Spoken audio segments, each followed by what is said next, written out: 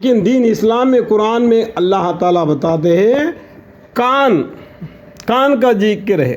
سورہ دہر میں بھی کان، آنکھ اور زبان، پہلا کان کا نام لیتا ہے. یہ کانوں سے بہرے ہیں، آنکھوں سے اندھے ہیں. یہ قرآن کو دیکھ نہیں سکتے تو سیدھا راستے پر کہاں چل سکتے ہیں؟ تو کیا یہ لوگ قرآن میں غور نہیں کرتے یا دلوں پر قفل لگ رہے ہیں؟ یعنی اگر ہم قرآن کو پڑھتے رہیں گے تو دل کا جو بیماری ہے، دل کے اوپر جو جنگ لگ گیا ہے وہ نکل جاتا ہے. جس طریقے سے لوہا ایک جگہ پر پڑا رہے گا تو وہ جنگ لگ کو سڑ کو ٹکڑے ہو جائے گا. اسی طریقے سے انسان کا جو دل ہے وہ اگر قرآن کو پڑھتے رہے گا تو اس کا اندر جو اس کا دل کے اوپر جو میل ہے وہ نکل جائے گا.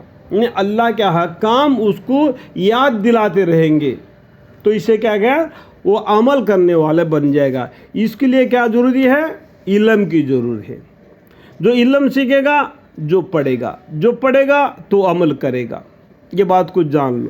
جو لوگ پشت پھیر کر ہٹ گئے بعد اس کے کہ سیدھا راستہ ان کو صاف معلوم ہو گیا، شیطان نے ان کو چکما دیا ہے اور ان کو دور دور کی سوجھائی ہے. جو لوگ پشت پھیر کر ہٹ گئے یعنی پیٹ پھیر کر چل گئے اسلام سے، بعد اس کے کہ سیدھا راستہ ان کو صاف معلوم ہو گیا، اللہ تعالیٰ نے سیدھا راستہ بتلا دیا، لیکن وہ لوگ شیطان کے طرف پھر کر پیٹ پھیر دیے اسلام سے، تو شیطان نے ان کو چکما دیا یعنی دھوکہ دے دیا اور ان کو دور دور کی سوجھائی ہے. یعنی الگ الگ سوچتے رہتے ہیں کتنا ملا اتنا بھی کتنا بھی اس کا برا. نماز میں کھڑے تو بھی شیطان نے آنکھوں دماغ کو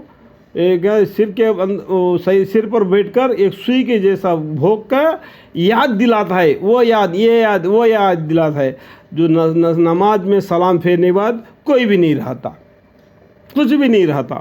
اس طریقے سے چکما دیتا ہے شیطان. یہ اس سب سے ہوا کہ ان لوگوں نے ایسے لوگوں سے جو کہ خدا کے اتارے ہوئے احکام کو ناپسند کرتے ہیں، یہ کہا کہ بعض باتوں میں ہم تمہارے کہنا مان لیں گے اور اللہ تعالیٰ ان کے خفیہ باتیں کرنے کو خوب جانتا ہے. یعنی ہم کچھ باتوں پر ایمان لائیں گے، کچھ باتوں پر ایمان نہیں لائیں گے. ایسا الٹا نہیں، پورے قرآن پر ایمان لانا، ایک حرف پر بھی چھوڑنا بلام نہیں.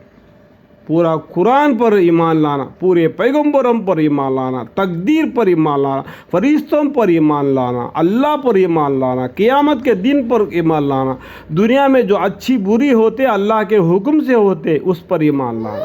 سو ان کا کیا حال ہوگا جب کہ فرشتے ان کے جان قبضہ کرتے ہوں گے اور ان کے منہوں پر اور پشوں پر مارتے جاتے ہوں گے. یہ اس سبب سے ہے کہ جو طریقہ خدا کے ناراضی کا موجود تھا یہ اسی پر چلے. یعنی جو جان قبضہ کرنے والے فرشتے آتے ہیں تو ان کو پیٹھ پر پشتوں پر مارتے جاتے ہیں.